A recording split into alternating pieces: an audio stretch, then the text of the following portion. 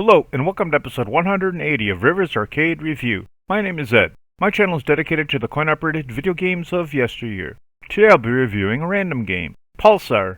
Pulsar was released in 1981 by Sega. My first time playing this game was on MAME. Pulsar is a labyrinth-themed game in which you control a tank with a 4-way joystick and a fire button. You need to drive your tank through a continually changing maze to unlock the door to advance further into the maze. Gameplay takes place on a grid of blue squares laid out in a 7x7 grid. Between the blue squares will be purple walls that will lay out into a maze. Throughout gameplay, the purple walls will switch positions, creating an ever-changing maze. Occasionally, a force field will emerge between two of the blue squares. The force field will create a temporary blockade keeping your tank from passing. If you get caught inside of this force field, you will lose a life. The game begins with the tank at the bottom left of the playfield. There will be 6 enemies at the top of the playfield. These enemies will be one of 3 colors. The yellow enemies will move along the walls, the green enemies will move randomly, and the red enemies will bounce off the edges of the walls. While contacting these enemies isn't harmful to your tank, they will shoot at you, and if you get hit by their shots, it will cost you a life. Anytime you lose a life, the number of enemies will reset to the original 6. In addition to the regular enemies, there will be a large red enemy called the Pulsar. This enemy will move slowly throughout the maze and will block your path, making it impossible to pass. It will take 2 shots to defeat the Pulsar. Shooting the Pulsar will cause it to explode and leave 6 enemies in its place, 2 of each color. Your tank has a limited amount of fuel. Your tank has a capacity of 25 units of fuel, although you will only begin with 14 units.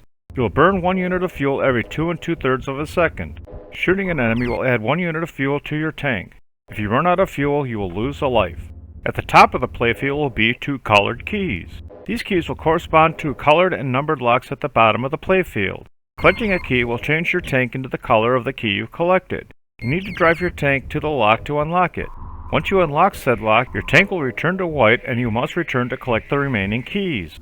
Once you unlock all the locks, your tank will move to the door which will open and your tank will automatically drive into the next section of the maze. You can unlock these locks in any order, although if you do them in numerical order, you will earn a bonus. The second maze will have a 3rd lock and key of a new color. The number of locks will increase each level until there are 5 locks and keys. The speed of the enemies will also increase with every level.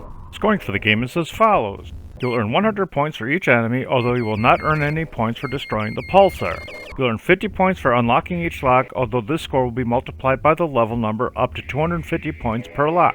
You'll earn 100 points for each unit of fuel remaining after clearing the level, although this score will double if you unlock the locks in numerical order. Although this is the first time I played this game, I did enjoy playing it and recommend playing it whether in an arcade setting or on an emulator.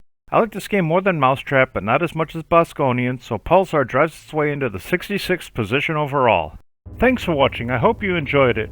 If you have any games you'd like me to review, please leave a message below or on my homepage. Please remember to hit like, share, and subscribe, and stay tuned to new videos every Sunday.